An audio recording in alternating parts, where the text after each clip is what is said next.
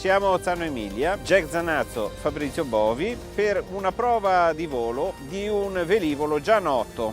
È l'Aeropract A22L2. Questa macchina nasce ultraleggera, ma esiste anche in versione certificata. È costruito a Kiev, in Ucraina, dall'Aeropract. La prima prova l'abbiamo fatta a Kiev 16 anni fa, quando decollò per la prima volta. È un aeroplano di costruzione tradizionale in metallo, con nella versione ultraleggera alcune parti rivestite in tela.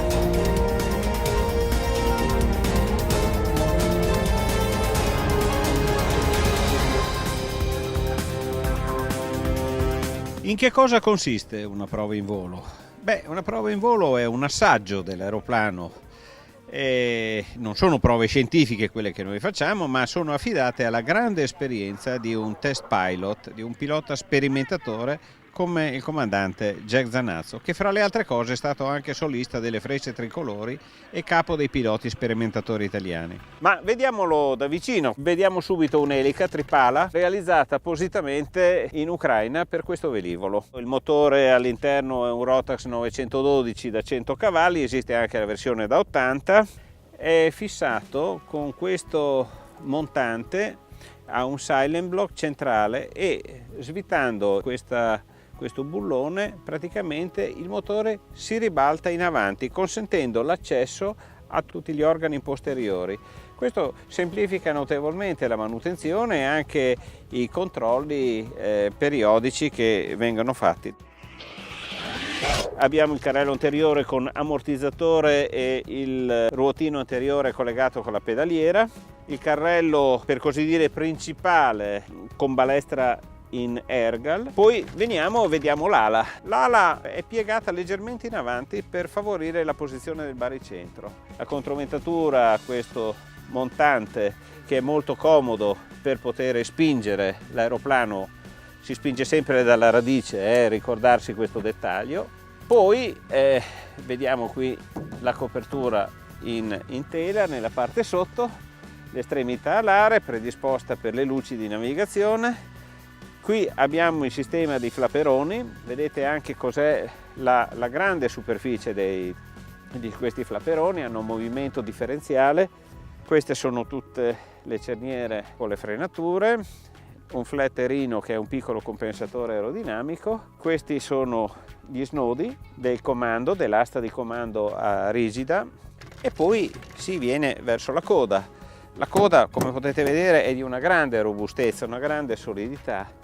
La parte fissa dell'impennaggio verticale. Poi abbiamo il piano di coda tradizionale in due parti, una parte fissa e una parte mobile. La parte mobile è anch'essa dotata di un trim, cioè di un compensatore aerodinamico per alleggerire lo sforzo di barra durante la cabrata o la picchiata. Il sistema è ad aste rigide con notolini su cuscinetti a sfere. Abbiamo una piccola ruota di appoggio posteriore che aiuta a proteggere l'aeroplano in caso di un atterraggio particolarmente seduto, ma serve anche per la movimentazione a terra per evitare di andare a urtare con delle interferenze nel caso che ci sia il piano mobile piegato tutto verso il basso. Siamo di nuovo qui, vedete tutti i dettagli, è tutto frenato, è veramente una bella costruzione, è una macchina molto particolare. Ha questa caratteristica di avere queste ampie sfinestrature che consentono una visibilità quasi elicotteristica tutto l'intorno. Sopra questa parte, che è segnata con del nastro rosso, qui dentro c'è il paracadute balistico. È una finestra predisposta per potersi rompere. Questa parte è simmetrica all'altra, naturalmente. Qui ci portiamo e abbiamo il tubo di Pitot con la presa statica e la presa dinamica. Ecco, la presa statica, i due forellini, la presa dinamica. Questo è l'indicatore di velocità, se vogliamo, la presa d'aria dell'indicatore di velocità che è posto in cabina. Cabra picchia, posizione neutra. Ok. Ok. Vai. Boh. Ok.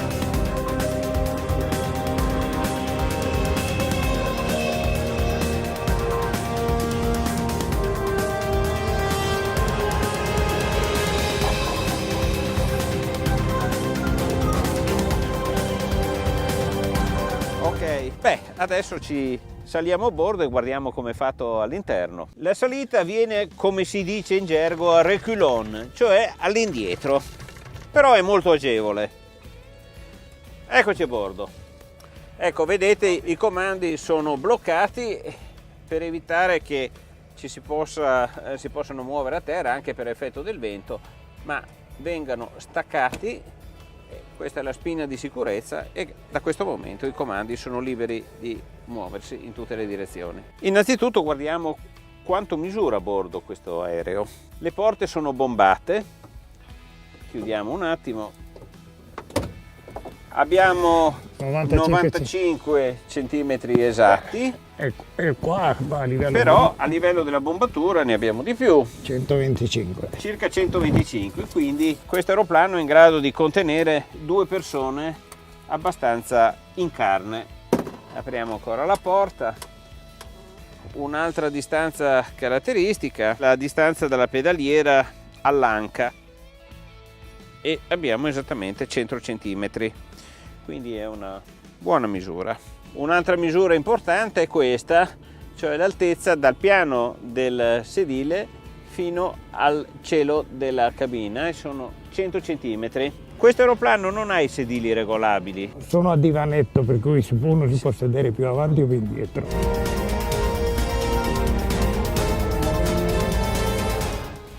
E qui vediamo che questo aeroplano è dotato per esempio già di volantino. Sul volantino abbiamo il pulsante per le comunicazioni radio, una eccellente incastellatura a cui aggrapparsi, è molto solida e molto robusta, e abbiamo una strumentazione elementare. È un pannello veramente semplice. Strumenti base, 3 strumenti base che sono analogici e meccanici, e poi una strumentazione elettronica completa. Allacciamo le cinture di sicurezza per una prova che è la prima che si fa quando ci si siede in cabina. Stringiamo bene gli spallacci. Come vedete la cintura è a 4 punti, quindi è molto robusta, e da questa posizione che ci vincola all'aeroplano in maniera molto solida e molto rigida, noi dobbiamo avere accesso con le mani a tutti i comandi. Perfetto, l'ergonomia di questa macchina, devo dire, è veramente valida. Abbiamo l'accesso a tutti gli interruttori, le emergenze, le accensioni, gli apparati radio, l'EFIS e tutto quello che può servire. I comandi a fondo corsa non devono interferire con le ginocchia, non ci deve essere un contrasto tale da impedire il pilotaggio in volo, anche nella posizione più critica. Ecco, questa è la leva dei flapperoni, ha un blocco, vedete qui non si muove, ma spingendola a lato la si può fare scendere. Ecco, così si azionano gli ipersostentatori. È il momento di scendere. La discesa, come vedete, è molto agevole. Alessandro Emiliani, pilota e istruttore con 3500 ore di volo, seguirà il comandante Zanazzo durante questa prova.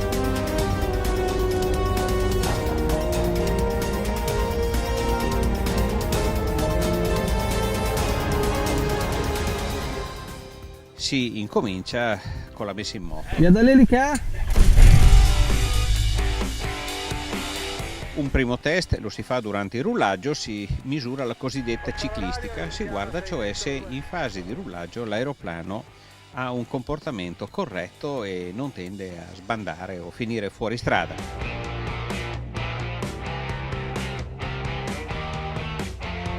Io 7125 muove dal parcheggio per punto attesa 03. Ci dirigiamo al punto attesa, facciamo una prova motore, quindi verifichiamo il motore se è corretto, se non ci sono vibrazioni anomale. Radio, inizia 6612. Si fa una prova freni per garantire l'efficienza dei freni e poi alla fine decolliamo.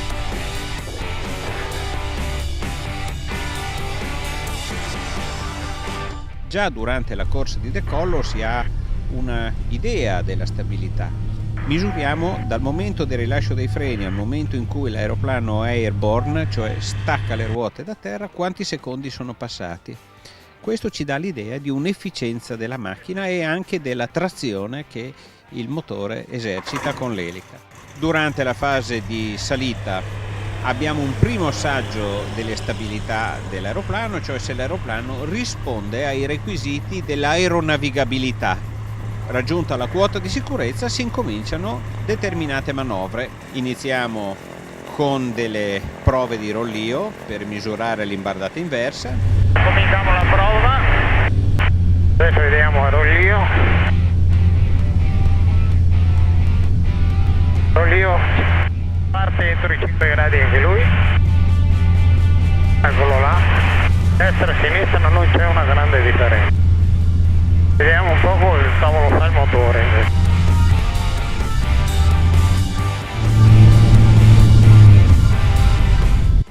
Giochiamo su un quarto di sallina, tutto motore sul coso, si vede che è orientato. Poi delle prove di stabilità longitudinale statica, prove di stabilità longitudinale dinamica.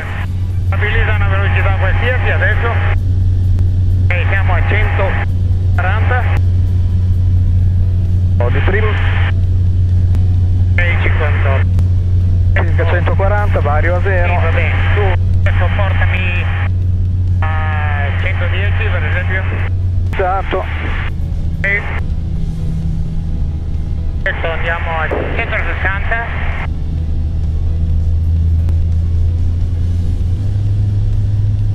160. Sì. Cercato di andare via livellato, vediamo qua.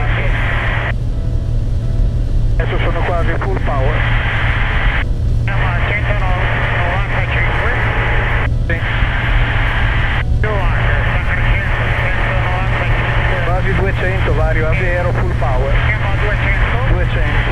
600. Ok, perfetto. Si effettuano manovre sempre più accentuate. Tiro direzionale in crociera, vediamo un po', non ci sono problemi perché se andava bene anche a bassa velocità. Perfetto. Vediamo un poco l'omogeneità dei comandi, come funziona. Allora, il cabrapicche è abbastanza leggero. Anche il pedaliera è abbastanza leggero. Morbido. Un pochino più pesante solo l'alettone, però avendo il volantino direi che i comandi sono omogenei. I comandi sono precisi e seguono molto bene.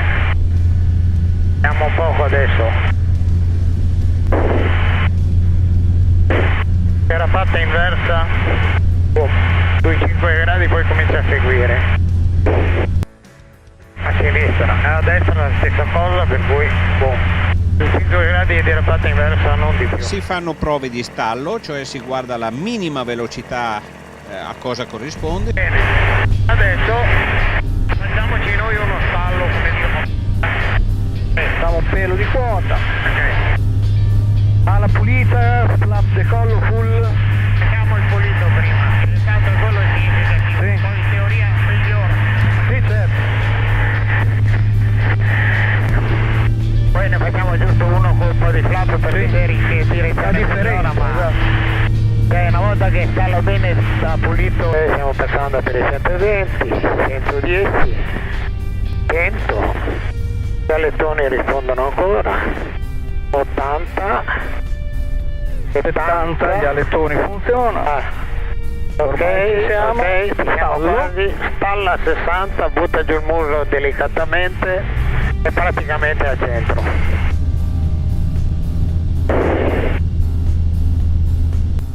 No, mettili una tacca di flap giusto per avere anche una...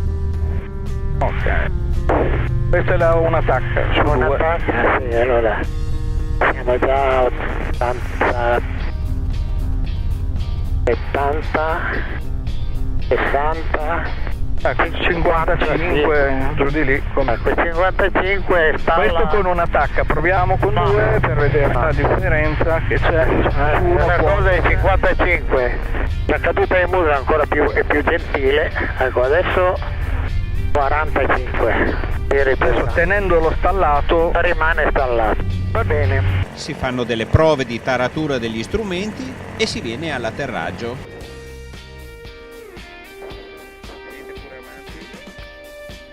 si misura lo spazio di atterraggio quanto è, si fanno prove di frenata, eventualmente se non si è convinti o se si ritiene di dover ripetere qualche cosa, si ritorna in volo e si rifà da capo quella fase del volo che non aveva dato prove sufficienti per poter essere correttamente valutata.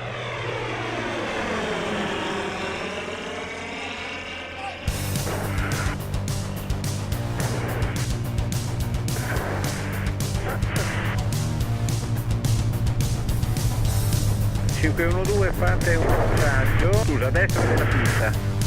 A destra della pista, sul verde qua, stare un po' più a destra della pista.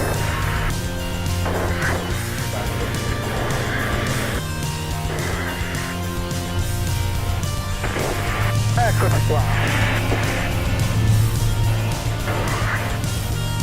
E poi apertura a destra. Ok.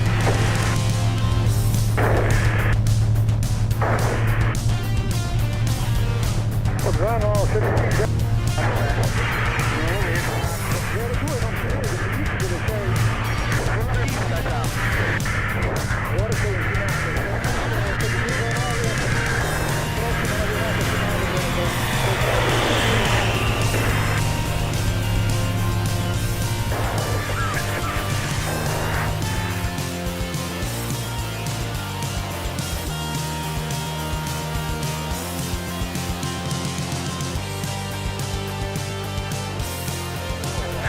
Touch sul raccordo C.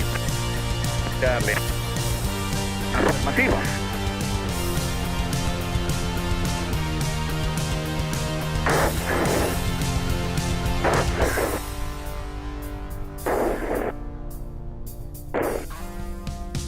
Ho fatto un po' lungo, ma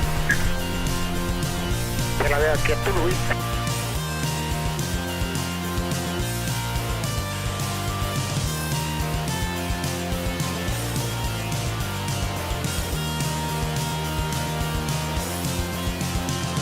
Allora Jack, questa macchina cosa ti sembra? Intanto abbiamo fatto un volo praticamente, diciamo, di prova standard per assaggiare tutte le caratteristiche base di una macchina di questo genere. Diciamo, se un commento così preliminare possiamo dire che è assolutamente, non abbiamo trovato niente di anormale.